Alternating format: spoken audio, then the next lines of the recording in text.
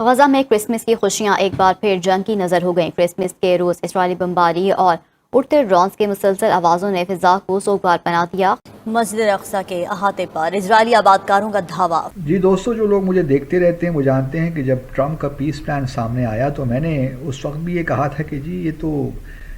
اسرائیل اپنی ناکامی کے بعد اب وہی کام جو ہے مسلمان دنیا سے کروانا چاہتا ہے، کیونکہ جو اس میں ایک کلاز ہے اس قرارداد میں یا ٹرمپ کے پیس پلان میں، اس میں ہے کہ ہم حماس کو ڈسارم کریں گے۔ یعنی یہ کہ وہ حماس جس کو ہم وہ لوگ وہاں کے اندر جو مولانا فضل الرحمان اور اسلامسٹ ہیں، وہ تو دل و جان سے پیار کرتے ہیں ان کو، وہ تو اسماعیل ہنیہ کو بلا بلا کر ملک کے اندر تقریریں کرواتے تھے۔ وہ کہہ رہے ہیں آپ ذرا ٹروپس بھیج کے تو دکھائیں، آپ یہ کریں گے تو ہم تو جو ہے وہ اینٹ سے اینٹ بجا دیں گے۔ اب صدر ٹرمپ گزشتہ 5 ماہ سے پاکستانی قیادت کی تعریف کرتے آئے ہیں، وزیر اعظم اور فیلڈ مارشل کو اپنا فیورٹ قرار دیتے ہوئے آئے ہیں۔ اتنی بڑی انویسٹمنٹ صدر ٹرمپ نے ظاہر ہے کہ خدا واسطے تو نہیں کی ہے نا، وہ میاں داؤد جو ایڈوکیٹ ہیں وہ تھوڑی ہیں، آخر دنیا کی سپر پاور امریکہ کے صدر ہیں، لہذا اب وہ اس کی وصولی چاہتے ہیں۔ تو بات یہ ہے کہ یہ مشکل ہوگا۔ ڈونلڈ ٹرمپ آسانی سے آپ کو معاف نہیں کرتا، جیسے آپ کی تعریف کرتا ہے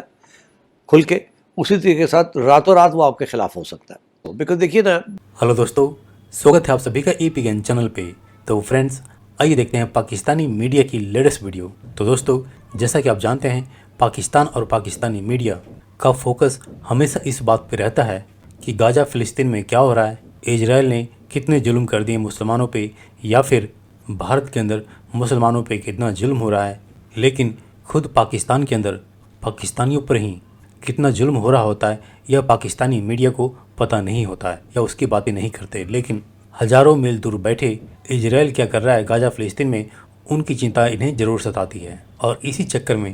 اسرائیل اور امریکہ نے، یا یوں کہیں کہ نیتن یاہو اور ٹرمپ نے مل کر کے پاکستان کو جس طرح سے پھنسایا ہے، اس کے بعد اب پاکستانی میڈیا میں چرچا کافی شروع ہو چکی ہے۔ اور اس کی وجہ یہی ہے کہ اسرائیل اور امریکہ کا آرڈر، یعنی ٹرمپ اور نیتن یاہو کا آرڈر یہی ہے کہ پاکستانی آرمی غزہ کے اندر جائے اور وہاں پہ جو حماس گروپ ہے جو کہ غزہ کے اندر عام ناگرکوں کی آڑ میں چھپے ہوئے ہیں، ان کو چن چن کر کے پکڑے اور انہیں ڈسارم کرے۔ لیکن پاکستان کے ساتھ پرابلم یہ ہے کہ جو پاکستانی جنتا ہے اور وہاں پہ جو بیٹھے مولانا ہیں، ان کے حساب سے تو وہ مسلمانوں کے رکشک ہیں اور فریڈم فائٹرز ہیں۔ پھر ایسے میں پاکستانی آرمی ایسے کام کیسے کرے گی؟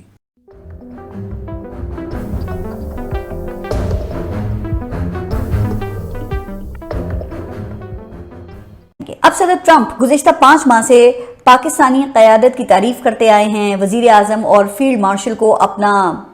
فیورٹ قرار دیتے ہوئے آئے ہیں، اور اس کے مقابلے میں صدر ٹرمپ انڈین فائٹر جیٹ گرانے کی بات کرتے رہے ہیں۔ 3 درجن سے زائد بار پاک انڈیا جنگ بندی کا وہ کریڈٹ لے کر انڈیا کے لیے سبکی اور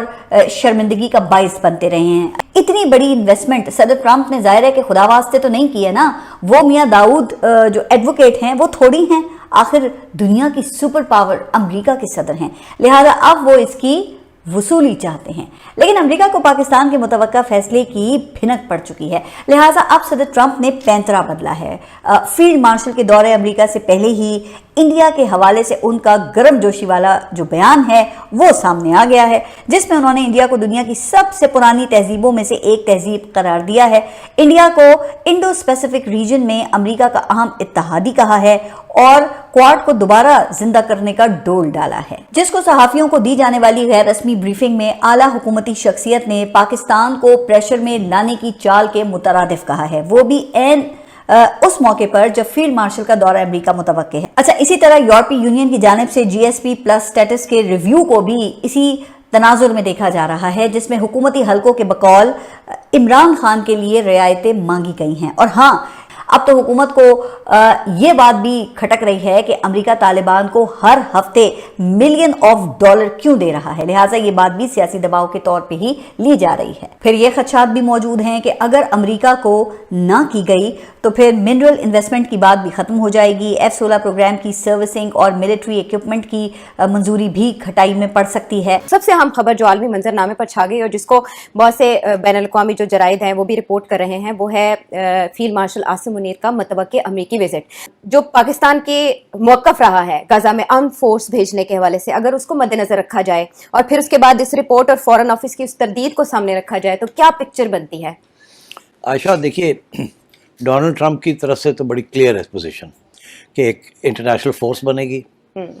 اس میں یہ ٹروپس آئیں گے مختلف ممالک سے، اس کی جو لیڈرشپ ہے وہ ڈونلڈ ٹرمپ کرے گا،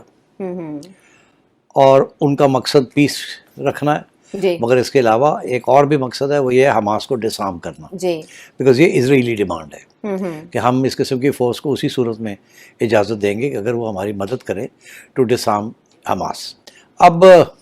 پاکستان کا موقف اس میں یہ رہا ہے، اور اس میں اسحاق ڈار صاحب نے بھی اس کا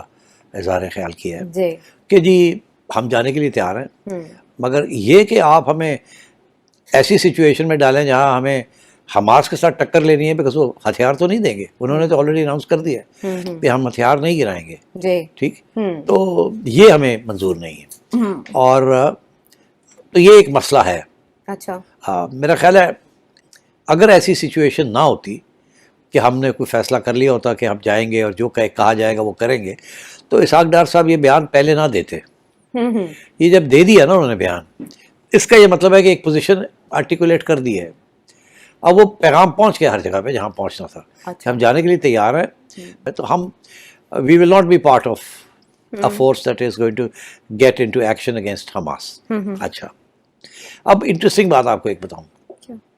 یہاں اسپیکولیشن یہ ہو رہی ہے کہ اگر پاکستان نے یہ موقف اختیار کیا تو ڈونلڈ ٹرمپ ناراض ہو جائیں گے۔ بالکل ایسے ہی ہے۔ آپ کو یاد ہوگا کہ کچھ عرصہ پہلے جب یہ سب کچھ ہو رہا تھا تو میں نے اس وقت یہ کہا تھا کہ اب ہمارے لیے کچھ مشکلات آئیں گی آگے، کیونکہ ہم ایک طرف تو بالکل امریکن کیمپ میں بیٹھے ہیں، دوسری طرف ہم چائنیز کیمپ میں ہیں، جی اور اب تو خیر ہم رشیا کے ساتھ بھی تعلقات بنا رہے ہیں، جی تیل پرچیز کرنے کے تیل پرچیز کرنے کی بات، تو بات یہ ہے کہ یہ مشکل ہوگا۔ ڈونلڈ ٹرمپ آسانی سے آپ کو معاف نہیں کرتا، جیسے آپ کی تعریف کرتا ہے